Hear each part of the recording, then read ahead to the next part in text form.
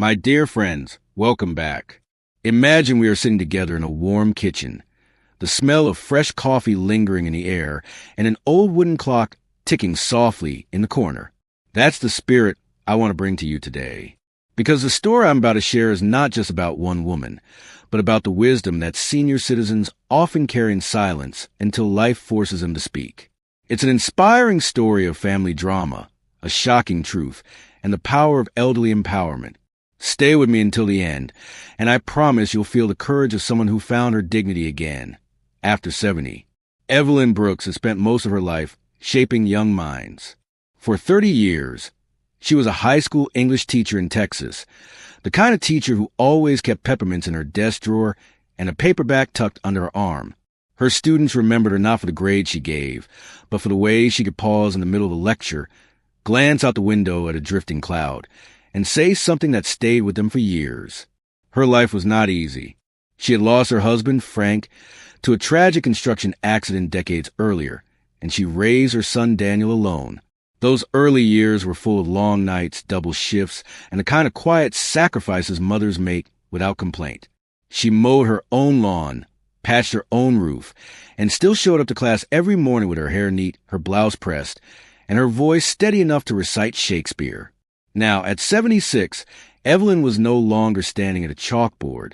She was standing in a new kind of classroom, her son's household in suburban Houston. She had sold her own cozy bungalow, a little house with creaky floors and a magnolia tree out front, to help Daniel and his wife Rebecca pay down their mortgage. To anyone on the outside, it might look like a family pulling together. But inside, something quieter and much colder was happening. The first hints came in small details. A chair of hers quietly moved from the living room into the garage. A photo from her retirement party, once on the hallway shelf, disappeared after Rebecca reorganized the decor. At first, Evelyn told herself it was nothing. After all, she was grateful to be surrounded by family. She was grateful not to spend her evenings alone. But gratitude, she would later realize, is no substitute for respect. One evening, carrying her chipped white mug of chamomile tea, she passed the kitchen on her way back to her room. Rebecca was pacing barefoot across the tile, phone pressed to her ear, voice sharp with irritation. Evelyn was not trying to listen, but the words were so clear, so carelessly thrown into the air, that she could not help but hear.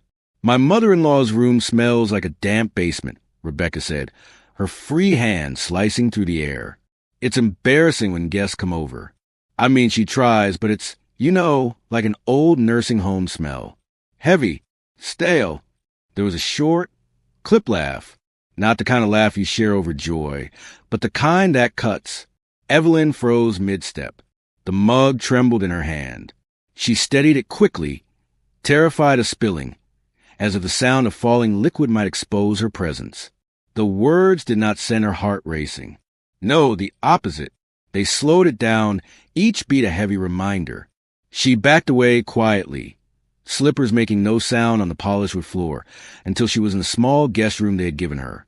She shut the door softly, not because she was hiding, but because she needed to contain something that had just been ripped open too quickly. On the dresser sat the framed photograph of Daniel at 7 years old, toothless grin beaming, paint-stained fingers raised in triumph from an art project. Evelyn touched the frame, remembering the boy who once begged for one more bedtime story, the boy who wept when she left for her night shifts, the boy who ran into her arms each morning. That boy had grown into a man who now walked past her in the hallway with polite nods, thanking her for folding laundry as though she were a polite neighbor instead of his mother.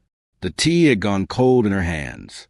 She set it down and sat in the armchair by the window, where outside the roses she had planted last spring were curling at the edges, thirsty for more care than the Texas sun allowed. She was 76. She had survived widowhood, raised a son, taught thousands of students. Yet here, in her own son's house, she felt herself shrinking into invisibility. And that, dear friends, was the beginning, the moment when the shocking truth, that she was no longer seen as a mother, but as a burden, started to sink in. The morning after Rebecca's words still echoed in Evelyn's mind. The house seemed quieter than usual. The coffee maker hissed in the kitchen, and Daniel sat at the counter scrolling on his phone. Evelyn tried to greet him the way she always did. "Good morning, son," she said softly, reaching for her vitamins in the cupboard. "Morning," he replied, eyes never leaving the glowing screen. One ding from his phone, and he slipped away with a steaming mug of coffee, leaving her standing by the sink as though her presence had been nothing more than background noise. Evelyn stood there for a moment, the hum of the refrigerator filling the silence. She remembered mornings in her own home when Daniel was small, how he would sit on a stool at the counter, swinging his legs while she made pancakes, chattering about the science project he was building or the baseball card he wanted to trade at school. That kitchen had been loud, messy, alive. Now this kitchen was pristine, polished, and cold. She told herself not to take it personally. People were busy. Life was stressful. Rebecca's job demanded long hours. Daniel's work in finance seemed endless, but excuses couldn't soften the sting of being treated like an afterthought. It was in these small daily slights that Evelyn began to notice the truth. She wasn't a partner in this household. She was a quiet shadow. Her role had been reduced to folded laundry stacked neatly on their beds, muffins baked on Sunday mornings, and the occasional babysitting duty when Rebecca had meetings. Once, she had been the heartbeat of a home. Now she was more like wallpaper, polite, present but unnoticed. The grandchildren, Tyler and Zoe, showed glimpses of affection now and then. Tyler, 15 and awkward, would mumble a quick, "Hey, Grandma," without lifting his eyes from the phone glued to his hand. Zoe, 12, once begged Evelyn to braid her hair every morning before school. Now she closed her bedroom door and whispered to friends on the phone, embarrassed to admit her grandmother lived with them. Evelyn overheard her say one night, "I can't invite you over. It's complicated. My grandma's staying here." Complicated. That was the word. Evelyn didn't blame the children. Children learn by watching. And what they saw each day was their mother stepping around Evelyn, as though she were a piece of old furniture, not a person with feelings and history. She tried to cling to little joys. She planted tomatoes and basil in small pots by the back window. Each morning, before the rush of carpool and conference calls, she would water them, touch the soil, whisper to them the way she once whispered to babies in her classroom to calm them down. The plants reminded her she was still capable of nurturing life. But even that was taken away when Rebecca, preparing for a book club, frowned at the pots. "Mom," she said, not unkindly, but with that detached tone Evelyn knew too well, "do you mind moving those? They don't really go with the aesthetic." The aesthetic. Evelyn nodded, carrying the pots behind the shed where sunlight barely reached. There, the tomatoes struggled, mildew creeping across the leaves. She still tended them every day, battling squirrels in shade, determined not to let them die completely. It was during one of those afternoons of moving her plants that Evelyn caught something else. She had gone into the home office looking for stamps. Rebecca kept them in the middle drawer, right below the printer paper. But before she found them, her eyes caught on a thick burgundy folder labeled in Rebecca's neat handwriting. Estate planning. She should have closed the drawer. She knew that, but something inside her told her not to. Maybe it was instinct, maybe it was survival. She opened the folder, her hands trembling as she flipped through the documents. The first page made her breath catch. It was a printout of her own life insurance policy, her name circled, notes scribbled in the margins. Next came glossy brochures for assisted living communities, places Evelyn had never seen, places with smiling seniors posed like catalog models. Sticky notes clung to the pages, mid-tier care, ask about Medicaid conversion. And then her heart nearly stopped. There it was, a power of attorney form, partially filled in, her name typed neatly, her signature line blank, but the handwriting around it unmistakably Rebecca's. Evelyn sat frozen in the office chair, staring at the papers as though they might vanish if she blinked hard enough. Her pulse pounded in her ears. It wasn't just the insult of overhearing that her room stank. It wasn't just being ignored at breakfast or erased from family pictures. This was different. This was someone planning her future, without her consent, planning where she would be stored next, calculating her worth in bank accounts and property value. Her first instinct was denial. Maybe she misunderstood. Maybe this was standard paperwork. But deep down, the elderly wisdom that comes from decades of reading between the lines told her the truth. Rebecca wasn't just annoyed by her presence. She wanted control. That night, Evelyn sat awake in her room, the lamp casting a pool of yellow light over her journal. She wrote one line, over and over, as though by repeating it she could reclaim some piece of herself. I am not invisible. I am not invisible. The next morning, she picked up the phone and called Charles Whitman, her old lawyer. Charles had helped her and Frank close on their first house nearly 50 years earlier. He had been there when she wrote her first will after Frank's accident. He had always spoken to her with respect, never like she was fragile or irrelevant. Evelyn Brooks, he said warmly when she gave her name. Well, it's been far too long. What can I do for you? She hesitated, her voice quivering slightly. Charles, I need to understand where I stand. With the house. There was a pause. She could almost hear him sit up straighter on the other end of the line. Of course. Come in tomorrow. Bring whatever papers you still have. We'll sort it out. When she hung up, Evelyn felt something flicker inside her. Not anger. Not quite hope. Something steadier. Determination. Because now, the family drama wasn't just about whispered insults or small humiliations. It was about survival. It was about her right to live her life on her terms. The shocking truth had been revealed, and Evelyn realized she had a choice. Remain quiet or reclaim the dignity she had once taught her students about in books and poems. And as she folded her nightgown and slipped into bed that evening, she whispered to herself, "It's time to climb my own mountain." The next morning, Evelyn dressed with unusual care. She chose her navy skirt, the one with tiny white polka dots she hadn't worn in years, and a pressed blouse. Looking in the mirror, she fixed her silver hair into a neat bun. She whispered to her reflection, "You're still you, Evelyn. Don't let them write your story for you." The drive downtown to Charles Whitman's office brought back memories. The streets of Houston buzzed with commuters, honking horns, and the faint smell of coffee drifting from corner cafes. She remembered the last time she'd come this way with Frank, holding his hand as they signed papers for their first home. That memory gave her strength. Charles greeted her in the lobby with the same warm grin he'd always had. His hair was white now, his frame slightly bent, but his eyes still held that sharp spark of a man who'd spent decades studying contracts and families. "Evelyn Brooks," he said, extending both hands. "You look as strong as ever. What brings you to me today?" She tried to smile, though her throat tightened. "Charles, I need help understanding where I stand with Daniel's house. I contributed when we bought it, but lately things feel uncertain." He led her into his office, where the scent of old books and leather chairs wrapped around her like an old blanket. She laid out her folder of documents. Receipts from selling her home, wire transfers, the deed she tucked away for safekeeping. Charles examined each page carefully, adjusting his glasses and muttering under his breath. Finally, he looked up. "Evelyn, you're not just a guest in that house. You are a co-owner. The deed is in both names, Daniel's and yours. That means no one can make you leave, no one can move you to assisted living, and certainly no one can make financial decisions on your behalf without your consent. You have every legal right to that property." Her breath caught. She had suspected, but hearing out loud was like sunlight breaking through clouds. "So, I'm not powerless." "Not at all," Charles said firmly. "If anything, you have the leverage. Without your signature, nothing can happen with that house. And if anyone has been forging your name on documents, that is not only unethical, it's criminal."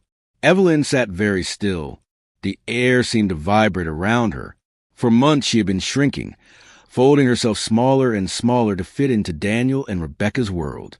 Now, with a few words, Charles had reminded her of something she had nearly forgotten. She mattered. She closed her eyes briefly and saw her students' faces from years ago, the teenagers she had guided through Shakespeare and Steinbeck, teaching them to stand tall and use their voices. "Find your truth," she used to tell them. Now it was time to listen to her own lesson. Charles leaned forward, lowering his voice. "Evelyn, may I give you some advice? Do not confront them with anger. That will only escalate the family drama. Instead, hold your ground calmly. Let them know you're aware of your rights. You deserve dignity, and you have the law on your side. Evelyn nodded. Thank you, Charles. You've given me back something I thought I lost. As she drove home, her hands tightened on the steering wheel. The neighborhood looked different now, less intimidating, less suffocating. This wasn't Daniel and Rebecca's castle. It was her home, too. That evening, she set the dinner table as usual, placing the roast chicken in the center with bowls of potatoes and green beans. But instead of slipping quietly into her seat, she cleared her throat. Daniel, Rebecca, we need to talk. Daniel looked up from carving the chicken. Rebecca's fork froze midair. What is it, Mom? Daniel asked, his voice tired. Evelyn straightened her back. I know about the assisted living brochures, and I found the power of attorney form. Rebecca's cheeks flushed crimson. You went through my things? I found them in the office drawer, Evelyn said evenly. But that's not the point. The point is, this house is as much mine as it is yours. My name is on the deed. I am not a tenant. I am not a burden. And no one will decide my future without my consent. Daniel's knife clattered against the plate.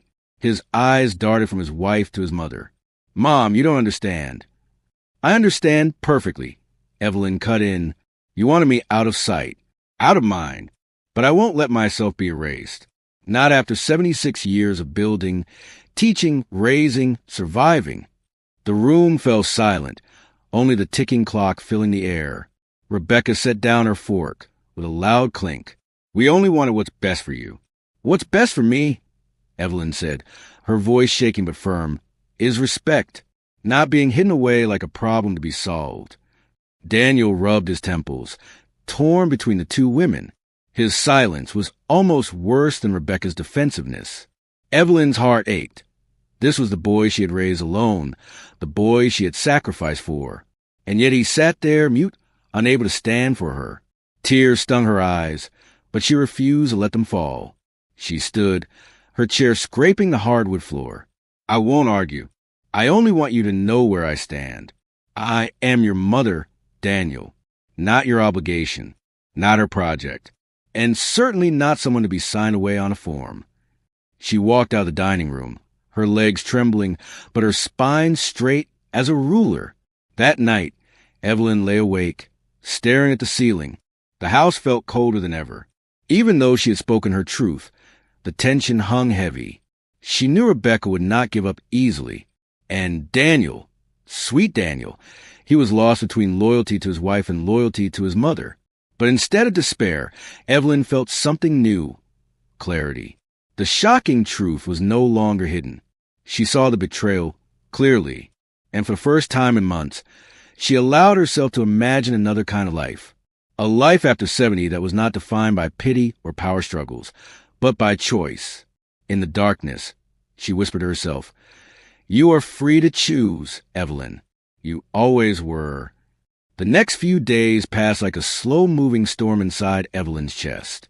She kept to her room mostly, reading old paperbacks and writing in her journal, while the muffled sound of Daniel and Rebecca's conversations drifted through the walls. Sometimes she caught fragments. What are we going to do now? Or, she can't possibly, but she chose not to linger. Instead, she thought about what Charles had said, You deserve dignity, and you have the law on your side. Those words replayed in her mind like a song. She had a choice. And maybe, for the first time in years, she was ready to use it. One morning, while sipping her coffee at the small kitchen table, she unfolded the local newspaper. Her eyes fell on a small ad tucked between articles about community events and church socials. Sunrise Haven, independent senior living with heart. The words independent and with heart seemed to glow on the page. She circled the ad with a pen, then sat back, staring at it. Was it foolish? Was it running away? Or was it finally stepping into her own story? Later that afternoon, she called a number. A cheerful voice answered, introducing herself as Mary, the community coordinator. Mrs. Brooks. Mary said warmly after Evelyn explained, Why don't you come by for a visit? We have cottages with little porches, gardens, and a reading club every Thursday. You'll find we're more like a neighborhood than a facility. A neighborhood, not an institution. The thought wrapped around Evelyn like a quilt. 2 days later, she drove 2 hours west of New Mexico, the highway stretching endlessly ahead. The desert landscape opened before her, wide skies, golden light, and mountains rising like ancient guardians in the distance. She rolled down her window, letting the dry wind brush her cheeks. She hadn't felt this alive in years. When she arrived at Sunrise Haven, she was greeted by the sound of laughter. A group of seniors gathered on the lawn playing horseshoes, their voices carrying across the courtyard. Others tended to small garden plots, the smell of fresh herbs drifting through the air. Mary appeared, waving enthusiastically. She was in her early 50s, with kind eyes and a gentle energy. "Mrs. Brooks, welcome. We're so glad you're here." As Mary led her through the grounds, Evelyn felt her chest loosen. She saw a library with walls lined from floor to ceiling, a small cafe with rocking chairs on the porch, and walking paths shaded by cottonwood trees. Everywhere she looked, people were engaged, not hidden away, not silenced, but living. "You see, Mrs. Brooks," Mary said, "we believe senior citizens are not finished stories. You all are still writing chapters. Beautiful, surprising, inspiring chapters. This is not about assisted living. This is about empowered living." Evelyn's throat tightened. Empowered living. She thought of Rebecca's sneer, the way Daniel had avoided her eyes at the dinner table. And she thought of herself here, in this place, where dignity was not charity but a way of life. That evening, Mary invited her to join a book club meeting. Evelyn hesitated, but curiosity tugged her forward. The group welcomed her like an old friend, passing cookies and tea. They laughed about mispronounced French phrases, debated over favorite passages, and even teased each other in a way only long-time companions can. Evelyn sat quietly for a while, soaking it in, the warmth of it, the authenticity. She hadn't realized how much she missed being part of a circle that valued her voice. When one woman asked, "And what do you think, Evelyn?" she nearly startled. But then she found herself speaking, and the group leaned in, listening as though every word mattered. Driving back to Houston that night, she pulled over once along the highway just to sit under the stars. The desert sky was wider than anything she had seen in years. She whispered into the vast silence, "Maybe this is where I belong. Maybe this is my life after 70. When she returned home, Daniel and Rebecca were waiting at the kitchen table. Their faces stiffened when they saw her walking with a light in her eyes they hadn't noticed in months. "Where have you been?" Daniel asked, his voice tight. "Visiting friends," Evelyn replied calmly. She placed her keys on the counter, meeting their gaze without flinching. Rebecca folded her arms.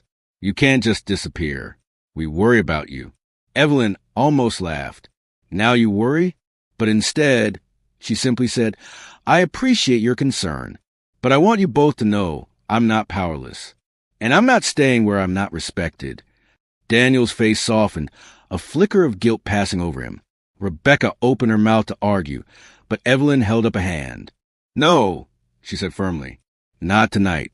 I'm tired of being spoken over. I'm part of this family, but I won't be treated like a piece of old furniture. You both need to understand, this house doesn't define me. My life is mine." That night, as she lay in bed, she thought of Sunrise Haven. She imagined the gardens, the sound of laughter, the sky stretching endlessly above. For the first time, she didn't feel trapped. She felt possibility. She also felt sorrow, because choosing freedom meant stepping away from the sun she loved more than anything. But love, she realized, was not blind obedience. Sometimes love was telling the truth, even when it hurt. Her mind drifted back to Frank, her late husband, whose photograph still rested on her nightstand. She whispered, "I hope you be proud of me. I'm finally standing tall again." In that moment, she knew she would not shrink back. The shocking truth had been revealed, the betrayal faced. And now, it was time for her to write the next chapter. The decision didn't come overnight. It settled slowly, like dust after a storm, until Evelyn could see clearly what had to be done. She spent her days in quiet reflection, journaling in neat cursive on yellow-lined pages. On the margin, she wrote questions to herself. Asterisk, what do I owe myself? What do I owe Daniel? Can love survive distance? Asterisk. Every time she thought about Sunrise Haven, a strange calm filled her chest. It wasn't the sterile vision of assisted living that Rebecca had painted. It was freedom. It was a place where dignity still mattered. The longer she clung to Houston, the smaller she felt. And Evelyn Brooks had never been small. Not when she raised a boy alone. Not when she stood before classrooms of restless teenagers teaching them Shakespeare and algebra. Not when she signed papers that kept a roof over Daniel's head. One evening, Evelyn pulled out a box from under her bed. Inside were old photographs.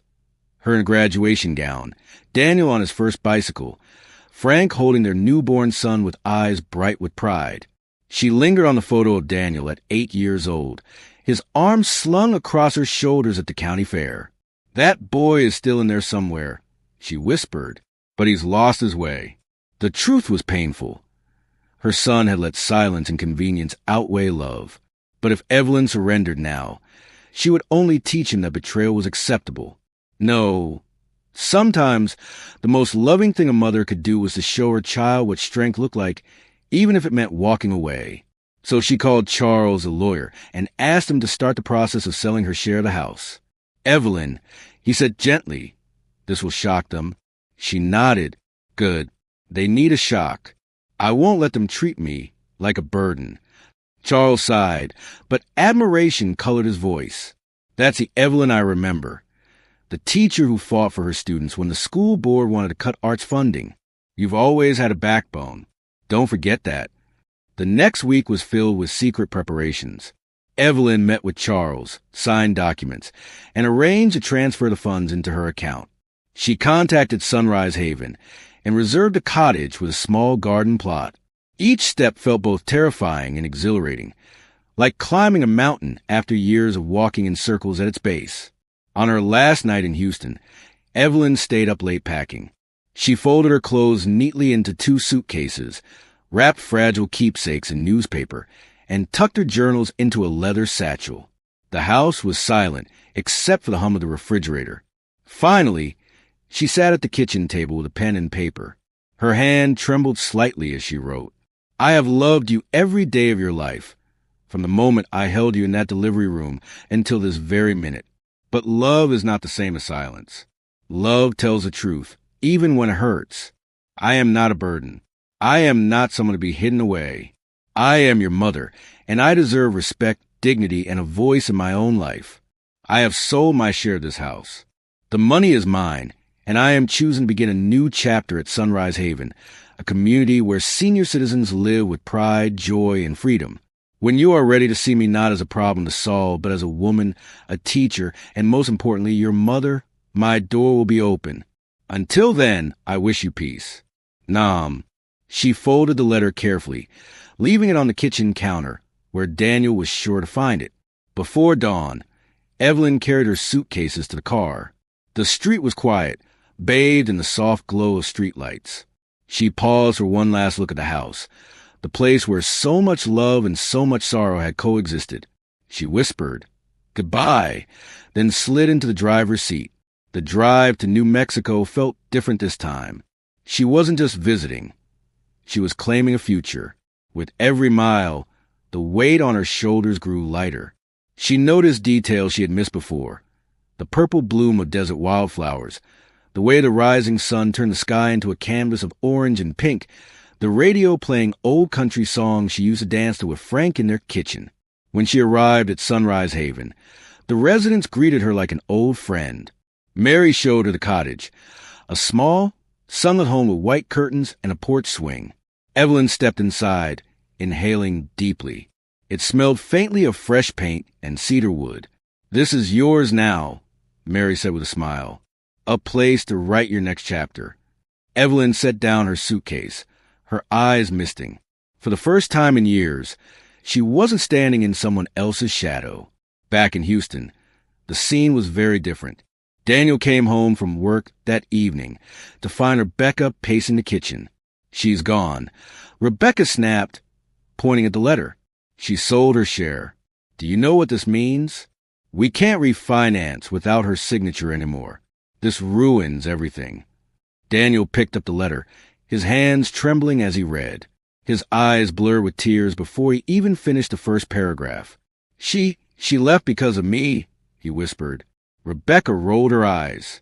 Oh, please, don't let her guilt trip you. This is manipulation.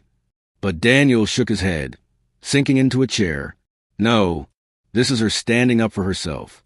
And I let it come to this. Rebecca turned away, furious, while Daniel pressed a letter to his chest. The image of his mother driving away played in his mind like a movie. He couldn't stop.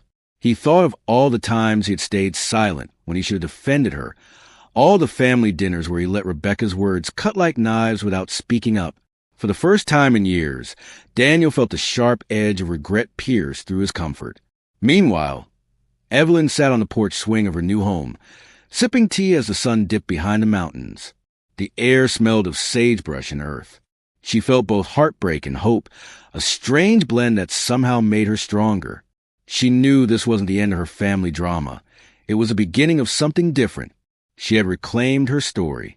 And maybe, just maybe, Daniel would find the courage to write a new chapter alongside her someday. At Sunrise Haven, the mornings carried a different rhythm. Instead of waking to the muffled sound of Rebecca's blender or the thud of Daniel's hurried footsteps, Evelyn awoke to birdsong. The air smelled cleaner, carrying the faint tang of sagebrush after dawn rain. She wrapped a shawl around her shoulders and stepped out onto her porch swing, sipping her coffee as the desert skies stretched wide above her. This, she thought, is what life after 70 should feel like, unfolding on my own terms. Her cottage was modest. 2 small bedrooms, a living area filled with sunlight, and a kitchen that practically invited her to bake bread. On the first day, volunteers from Sunrise Haven helped carry in her boxes. Within hours, her journal sat neatly on a bookshelf, her quilts draped over the sofa, and a framed photo of Frank's smile from a mantel. It didn't take much to make it feel like home. Mary, her old college friend, knocked on the door carrying a basket of muffins. Welcome to freedom, she laughed. Evelyn hugged her tightly, grateful for the warmth. That evening, Mary introduced her to the residents. They weren't frail figures in wheelchairs as Rebecca had painted. These were vibrant senior citizens who carried decades of stories. There was Thomas, who spent 30 years as a firefighter in Albuquerque. Irene, who still painted landscapes with trembling but determined hands. And Gloria, a retired nurse with a wicked sense of humor, who joked about hiding wine in the community center. For the first time in years, Evelyn wasn't invisible. When she spoke, people listened. When she laughed, the room joined her. It was elderly empowerment in its most natural form, not a slogan, but a daily reality. Every afternoon, she tended the small garden plot behind her cottage. She planted tomatoes, basil, and sunflowers. The smell of earth on her hands reminded her of the summers when Daniel was little, how he used to run barefoot through their yard, clutching cherry tomatoes like treasures. She smiled at the memory, then let it drift away like a cloud. There were moments of doubt, of course. At night, as she wrote in her journal, she sometimes wondered if she had been too harsh. Was it cruel to leave Daniel with only a letter? But then she remembered the forged signature on the power of attorney, the whispered phone calls, the dinners where she wasn't offered a plate. She reminded herself, leaving was not cruelty, it was survival. Meanwhile, in Houston, the silence in Daniel's house grew heavier by the day. Rebecca raged about finances, about the inconvenience, about the mess his mother had left behind. But Daniel couldn't stop reading and rereading the letter. He carried it folded in his wallet, as though keeping her words close might soften the ache. The kitchen felt emptier without the smell of his mother's cornbread, without her gentle hum while washing dishes. He realized, with startling clarity, how much of their home's warmth had come from her presence. Back at Sunrise Haven, Evelyn found new rhythms. She joined a morning walking group, where seniors swapped jokes and compared step counts on their phones. She attended book club discussions that spiraled into debates about politics and faith. On Sundays, she and Mary baked pies together, filling the community hall with the smell of cinnamon and apples. One afternoon, Irene handed Evelyn a paintbrush. "You don't have to know what you're doing," she said, grinning. "None of us do. That's the fun." Evelyn hesitated, then dipped the brush into a jar of bright yellow. As the color spread across the canvas, She felt a childlike freedom she hadn't known in years. "I thought my days of learning new things were over," she admitted. Irene chuckled. "Darling, that's the shocking truth of life after 70. You're just getting started." The word stuck with her. For so long, Evelyn had believed her best years were behind her. But here, surrounded by peers who refused to fade quietly, she felt the opposite. This was not decline, it was renewal. One evening, as the desert sky turned violet, Evelyn sat on her porch swing and heard laughter drifting from the community center. She thought of her students back in Texas, of the time she had told them, "You are more capable than you believe." Now, she realized she needed to tell herself the same thing. Her phone buzzed. It was a message from Daniel. "Mom, I don't know where to begin. I'm sorry. Can I visit you?" Evelyn stared at the screen. Her heart tugged with conflicting emotions. Part of her longed to reply yes immediately. Another part whispered caution. Forgiveness was not something to be handed out like a free sample at the grocery store. It had to be earned. She typed slowly, "Daniel, I'm safe. I'm living at Sunrise Haven. If you want to visit, you may. But please understand, apologies are words. I need to see actions." When she hit send, she felt a surge of strength. This was elderly wisdom at work. The ability to love without losing oneself, to demand respect without shutting the door completely. The next morning, she rose early and joined Gloria for coffee. "You look lighter," Gloria observed. "I told my son the truth," Evelyn replied. "For once, I didn't soften it to protect him. And it feels right." Gloria nodded knowingly. That's the thing about family drama. It tears you apart, but it also teaches you boundaries. And boundaries, my friend, are a kind of love too. As the days passed, Evelyn began to feel truly at home. She wasn't a background figure in someone else's life anymore. She was the author of her own inspiring story. It was a Saturday afternoon when Daniel finally made the 300-mile drive to New Mexico. The highway stretched endlessly before him, but his thoughts were even longer, tangled with guilt, fear, and a hope he barely dared to name. He had rehearsed what he would say. "I'm sorry, Mom. I was weak. I should have defended you." But words felt thin against the heaviness in his chest. When he pulled into Sunrise Haven, he was struck by how different it looked from the picture Rebecca had painted. Instead of a dreary facility, it was a collection of cheerful cottages nestled around gardens and walking paths. Elderly residents sat on porches reading newspapers. Others strolled with canes, and laughter spilled from the community center. It looked less like a nursing home and more like a small village where dignity lived. He parked, palms sweating, and approached the cottage with the number Mary had given him. There, on the porch swing, sat his mother. Evelyn wore a soft blue cardigan, her silver hair glinting in the sun. She wasn't frail or broken as Rebecca had claimed. She looked strong, peaceful, and somehow radiant.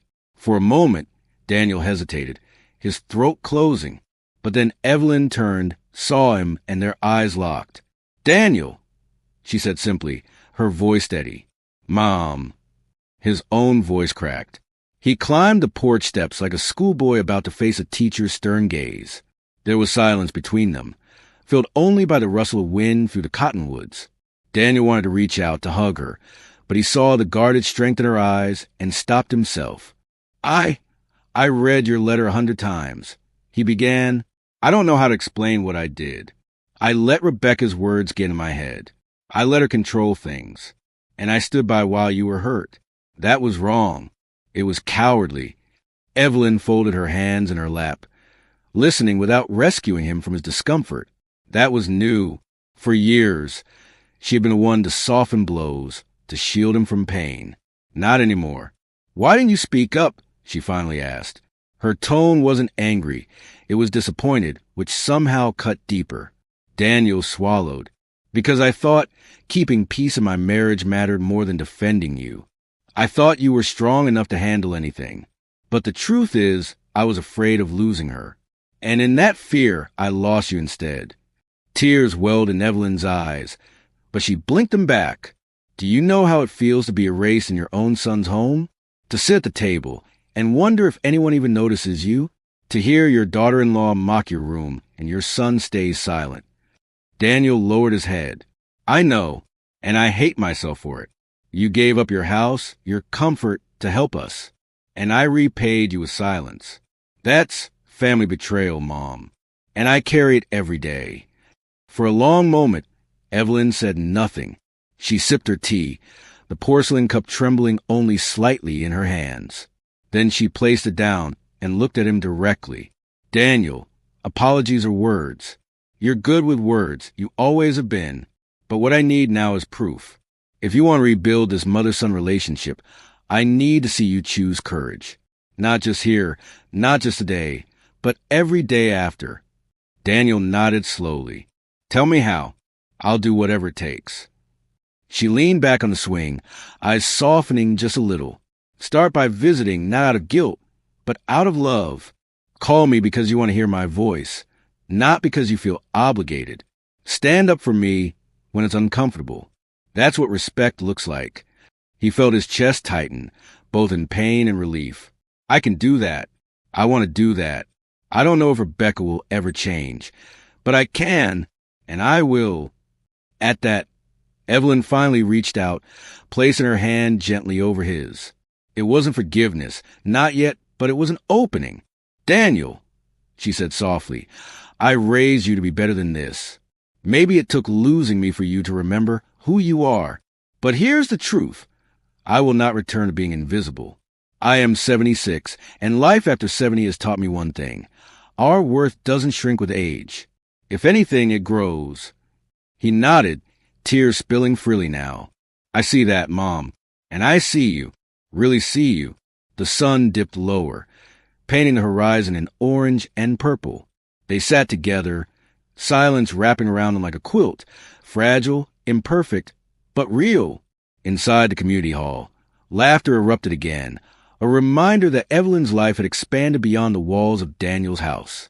She was no longer confined to being just someone's mother or someone's burden. She was Evelyn Brooks, teacher, friend, gardener, painter, survivor. Daniel looked around at Sunrise Haven and said, almost to himself, this place feels more like home than ours ever did. Evelyn smiled faintly. That's because here, people see each other. Maybe you can learn from that. He squeezed her hand gently. I want to try. For the first time in years, Evelyn allowed herself to believe him. Not fully, not blindly, but with a cautious hope that perhaps this wasn't the end of their story. It was a new chapter. That evening, as Daniel left, Evelyn stood on her porch and watched his car disappear down the long road. The desert wind tugged at her hair, and she whispered into the night, Show me, son. Show me you can be the man I always believed you were. She returned inside, lit a candle, and sat down to write in her journal. Tonight, Daniel came. He said the words I longed to hear. But now I wait for the actions that matter. I have reclaimed my dignity, my freedom, and my voice. And perhaps, just perhaps, I may reclaim my family too. Daniel drove back to Houston in silence. The road stretched long, desert fading into city lights, but his thoughts were louder than the hum of the engine. He kept hearing his mother's words. Apologies are words. What I need now is proof. Back home, the atmosphere was already tense. Rebecca was in the kitchen, arms crossed, tapping her nails against the counter.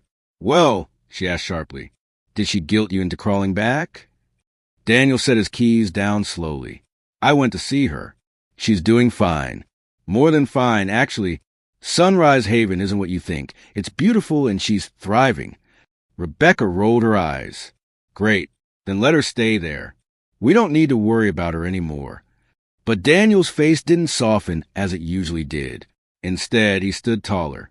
We do need to worry. Rebecca, not because she's helpless, but because she's my mother. I should have defended her. I won't stay silent again. Rebecca froze, caught off guard. For years, she had controlled the narrative, and Daniel had gone along with it. This was new. Are you saying I'm the problem now? She snapped. I'm saying we both are, Daniel replied firmly. But my silence hurt her the most. I have to change that.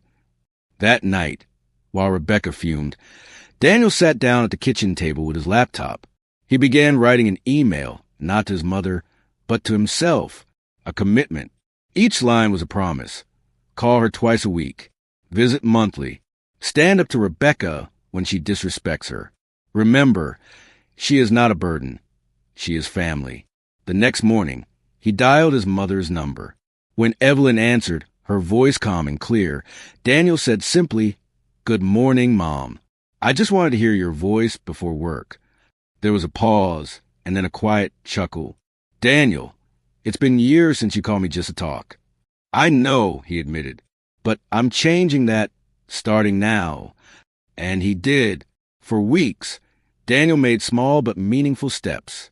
He sent his mother photos of his garden, asked about her book club, even mailed her a packet of her favorite Earl Grey tea. He began driving to Sunrise Haven once a month, sometimes alone, sometimes bringing his daughter Emily, who adored her grandmother. It wasn't easy.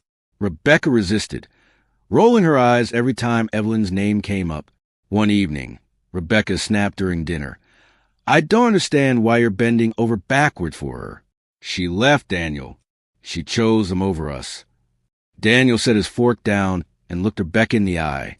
No, she chose herself over disrespect. And I'm glad she did, because it woke me up. If you can't respect her, that's your choice. But I will. Rebecca's face flushed with anger. But Daniel didn't back down.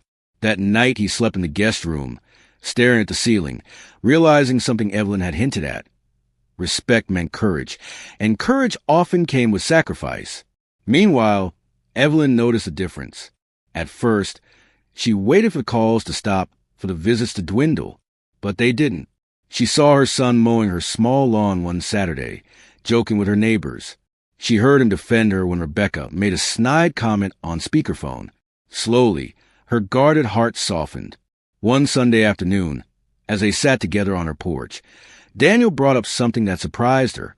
"Mom, I've been thinking, Emily's school project is about family history. She wants to know more about Grandpa, about you, about the sacrifices you made. Would you tell her? Would you tell me too? I realize I don't know half the story." Evelyn laughed softly, the sound carrying years of memory. "Now you want to hear my old tales?" "Now I need to," Daniel said. "I think I was so busy surviving that I forgot to ask how you survived. And maybe we could all use some of that elderly wisdom." So Evelyn told stories about raising Daniel alone after the accident, about stretching every dollar to cover school books, about the day she stood in a thunderstorm crying because the roof leaked but found the strength to fix it anyway. Emily listened wide-eyed, while Daniel's gaze stayed fixed on his mother, as if seeing her for the first time. Rebecca noticed a change too, though she didn't like it. Her control over Daniel slipped each time he returned from New Mexico with a lighter spirit. Each time Evelyn's laughter lingered in their house over speakerphone. One evening, Rebecca confronted him. "You're different, Daniel," always running to her side. "Where does that leave me?" Daniel sighed. "It leaves you with a choice. You can stand beside me as I make things right with my mother, or you can stand in the way. But I won't turn back." Rebecca's silence stretched. She wasn't used to Daniel's spine. She wasn't used to being faced with her own cruelty. Back at Sunrise Haven, Evelyn reflected in her journal. "Daniel is trying. I can see it. Maybe he's learning what I always hoped he would. That respect is the foundation of love. It's strange at my age to finally feel empowered, to finally say, I will not shrink for anyone. Life after 70 is not about fading. It's about choosing." Her days were still full. Gardening, book clubs, walks with friends. But now they carried an added lightness. She wasn't just living for herself anymore. She was witnessing her son's slow transformation. One evening, as she sat on her porch watching the sun melt into desert hues, Evelyn whispered to herself, "Maybe family drama doesn't always end in tragedy. Sometimes it can grow into an inspiring story." For the first time in years, she felt not just dignity, but hope. Hope that her shocking truth, the discovery of betrayal, had become the soil where new respect might grow.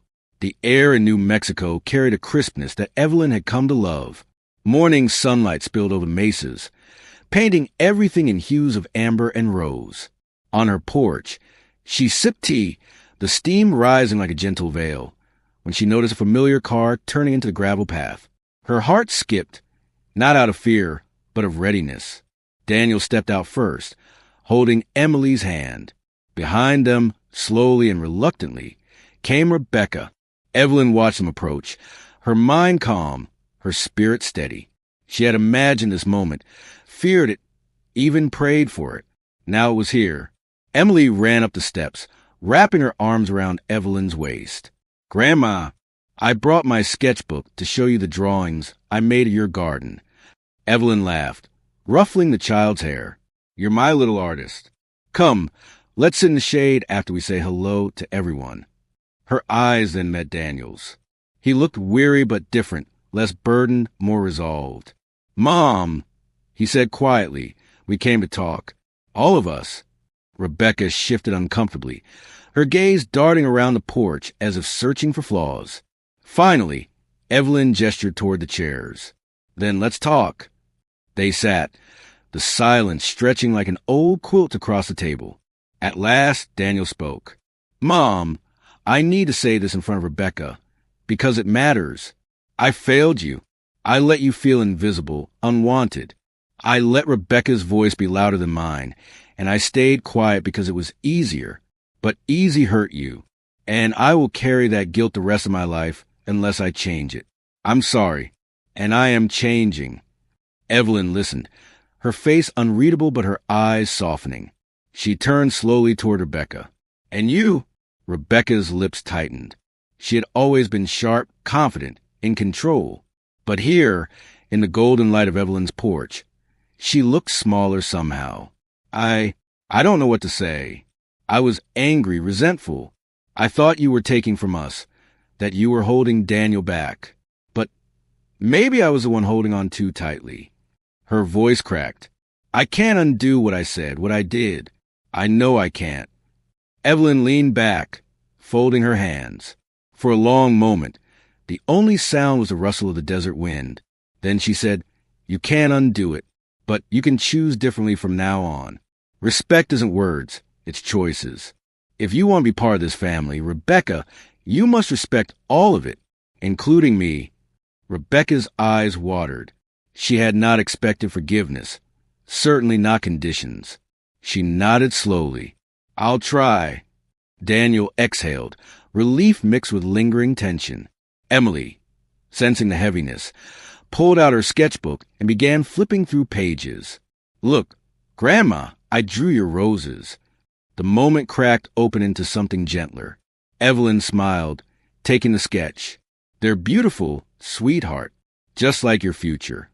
Later that evening, after Rebecca and Emily had gone inside to help with dinner, Evelyn and Daniel remained on the porch. The desert sky was turning indigo, stars beginning to prick the horizon. "Mom," Daniel began, "I know it'll take time for you to trust me again, but I promise you this, I'll never let silence be my answer again. You deserve my voice."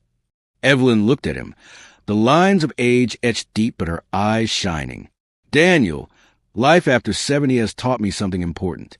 Empowerment isn't about being loud. It's about choosing not to shrink. I chose to stand tall, even if it meant standing alone. Now you're learning the same lesson. Maybe we both grew stronger in different ways."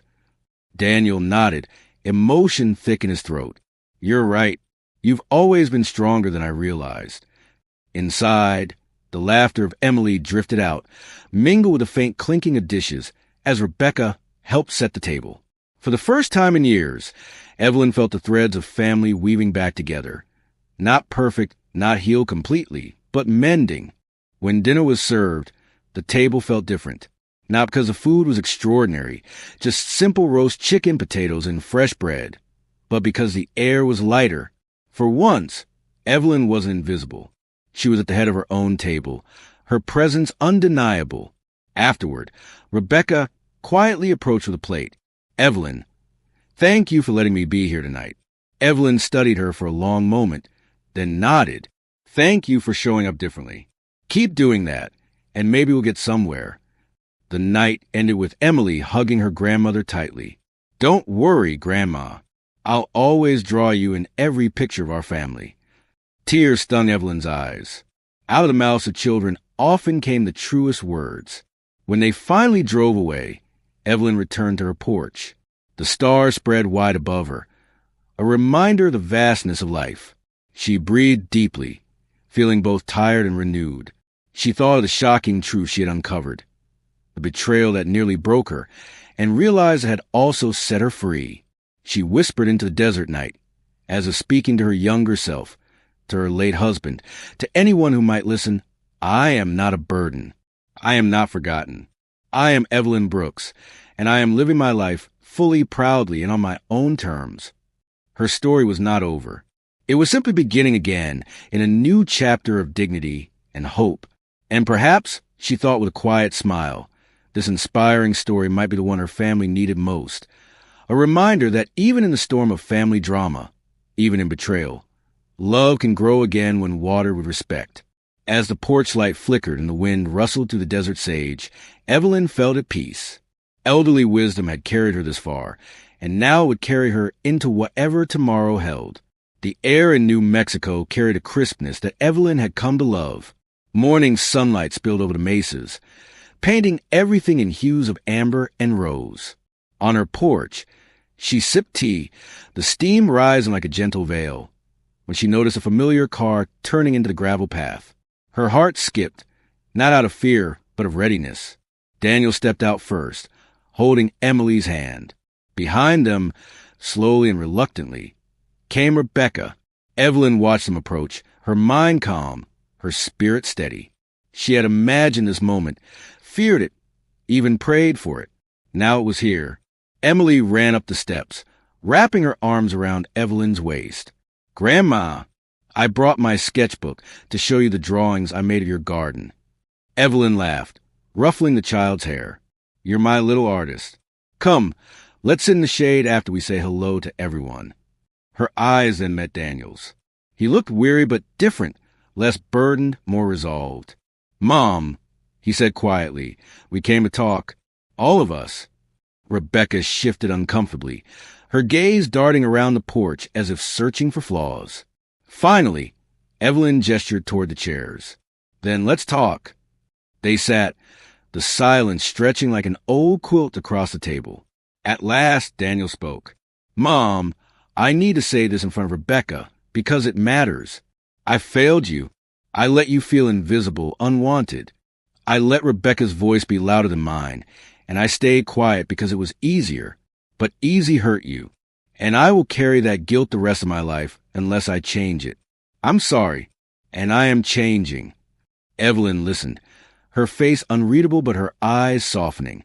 She turned slowly toward Rebecca. And you? Rebecca's lips tightened. She had always been sharp, confident, in control. But here, in the golden light of Evelyn's porch, she looked smaller somehow. I don't know what to say. I was angry, resentful. I thought you were taking from us, that you were holding Daniel back. But maybe I was the one holding on too tightly. Her voice cracked. I can't undo what I said, what I did. I know I can't. Evelyn leaned back, folding her hands. For a long moment, the only sound was a rustle of the desert wind. Then she said, You can't undo it, but you can choose differently from now on. Respect isn't words, it's choices. If you want to be part of this family, Rebecca, you must respect all of it, including me. Rebecca's eyes watered. She had not expected forgiveness, certainly not conditions. She nodded slowly. I'll try. Daniel exhaled, relief mixed with lingering tension. Emily, sensing the heaviness, pulled out her sketchbook and began flipping through pages. Look, Grandma, I drew your roses. The moment cracked open into something gentler. Evelyn smiled, taking the sketch. They're beautiful, sweetheart, just like your future. Later that evening, after Rebecca and Emily had gone inside to help with dinner, Evelyn and Daniel remained on the porch. The desert sky was turning indigo, stars beginning to prick the horizon. Mom, Daniel began, I know it'll take time for you to trust me again, but I promise you this. I'll never let silence be my answer again. You deserve my voice. Evelyn looked at him, the lines of age etched deep but her eyes shining. Daniel, life after 70 has taught me something important. Empowerment isn't about being loud. It's about choosing not to shrink. I chose to stand tall, even if it meant standing alone. Now you're learning the same lesson. Maybe we both grew stronger in different ways. Daniel nodded, emotion thick in his throat. You're right. You've always been stronger than I realized. Inside, the laughter of Emily drifted out, mingled with the faint clinking of dishes as Rebecca helped set the table. For the first time in years, Evelyn felt the threads of family weaving back together. Not perfect, not healed completely, but mending. When dinner was served, the table felt different. Not because the food was extraordinary, just simple roast chicken, potatoes, and fresh bread, but because the air was lighter. For once, Evelyn wasn't invisible. She was at the head of her own table, her presence undeniable. Afterward, Rebecca quietly approached with a plate. Evelyn, thank you for letting me be here tonight. Evelyn studied her for a long moment, then nodded. Thank you for showing up differently. Keep doing that, and maybe we'll get somewhere. The night ended with Emily hugging her grandmother tightly. Don't worry, Grandma. I'll always draw you in every picture of our family. Tears stung Evelyn's eyes. Out of the mouths of children often came the truest words. When they finally drove away, Evelyn returned to her porch. The stars spread wide above her, a reminder of the vastness of life. She breathed deeply, feeling both tired and renewed. She thought of the shocking truth she had uncovered, the betrayal that nearly broke her, and realized it had also set her free. She whispered into the desert night, as if speaking to her younger self, to her late husband, to anyone who might listen. I am not a burden. I am not forgotten. I am Evelyn Brooks, and I am living my life fully, proudly, and on my own terms. Her story was not over. It was simply beginning again, in a new chapter of dignity and hope. And perhaps, she thought with a quiet smile, this inspiring story might be the one her family needed most. A reminder that even in the storm of family drama, even in betrayal, love can grow again when watered with respect. As the porch light flickered and the wind rustled through the desert sage, Evelyn felt at peace. Elderly wisdom had carried her this far, and now it would carry her into whatever tomorrow held. My dear friends, as we sit together in this cozy kitchen of memory, maybe with a cup of tea warming our hands, let's take a breath and think about Evelyn's journey. What began as a story of hurt, a mother's silence, a room that stank in the eyes of others, a son who chose silence, turned into something else entirely. It became a story of elderly wisdom, of empowerment, and of how even after 70, life can open unexpected doors. When Evelyn first discovered the shocking truth of Rebecca's intentions, the forged papers, the plans for assisted living, her heart cracked in ways many of us might understand. Family betrayal cuts deeper than any wound from a stranger. It's a wound that questions our worth, our place at the table, even our right to belong. And yet, Evelyn chose not to crumble. She chose to rise. I think many senior citizens watching this may see a reflection of themselves in her. Perhaps you, too, have felt overlooked or dismissed, as if your voice was no longer needed in family decisions. Maybe you've been told, directly or indirectly, that you were in the way. But Evelyn's inspiring story reminds us that life after 70 is not an ending. It can be a rebirth, a reclaiming of dignity. Elderly empowerment means daring to take up space, daring to say, I matter still. Evelyn didn't just survive. She carved a new path. Moving to Sunrise Haven wasn't running away. It was stepping into freedom. Surrounded by friends her own age, she found laughter in the garden, conversations at the book club, and joy in her independence. That's the beauty of assisted living when it's chosen, not imposed. It can be a place of life, not exile. But the story didn't end there, did it? Because family drama has a way of circling back. Daniel returned. He faced his mother with honesty, admitting his silence was as harmful as any spoken word. That moment between mother and son, where Evelyn didn't rush to forgive but invited him to show his change, wasn't just about them. It was a reminder for all of us. A mother-son relationship, even strained by betrayal, can be mended when truth and respect enter the room. What Evelyn left behind was not just a mansion or money. She left behind a lesson. She taught her family and us that respect cannot be demanded only demonstrated. That forgiveness is not a gift given cheaply, but a bridge built slowly. And that sometimes walking away is not abandoning love, but preserving it, giving it a chance to breathe. Now, friends, let me ask you something. How many of us have carried old wounds in our families? A brother who never called, a daughter-in-law who looked at us with disdain, a son who forgot the sacrifices we made? These are not just Evelyn's struggles. They are ours. And while every story is different, the wisdom of age teaches us this. We cannot always change how others see us, but we can always choose how we see ourselves. Evelyn's dignity shone when she wrote that letter on the kitchen table. I am not a burden, I am a person. Those words belong not just to her, but to every senior citizen who has ever felt unseen. They are a rallying cry, a banner for elderly empowerment. Perhaps some of you watching this are thinking, I could never be that strong. But strength, my dear friends, is not about grand gestures. It's about the small choices we make each day. To speak up when ignored, to care for ourselves when others won't, to embrace community when loneliness knocks on our door. Evelyn's story is not a fairy tale. It's a roadmap, and let's not forget the humor in it all. Evelyn once told a neighbor at Sunrise Haven, they wanted me in assisted living, so I gave them what they wanted, just not the way they planned. She laughed, and so did her friends, because humor softens the edges of pain. It's what makes the scars livable. So what do we carry with us, sitting here together tonight? We carry the reminder that our stories don't end at 70 or even 80. We carry the truth that family betrayal, though bitter, can lead to surprising reconciliation. We carry the image of Evelyn on her porch, silver hair shining in the desert wind, not as a victim, but as a woman reborn. My friends, maybe you, too, are standing at a crossroads. Maybe life has handed you disappointment, or your own children have failed to see your worth. If that is so, let Evelyn's voice echo in your heart. You are not a burden. You are a person. Take that truth with you and live it out each day. And now, as our story closes, let's end the way families do. Not with grand speeches, but with warmth. Thank you for sharing this time, for listening with open hearts.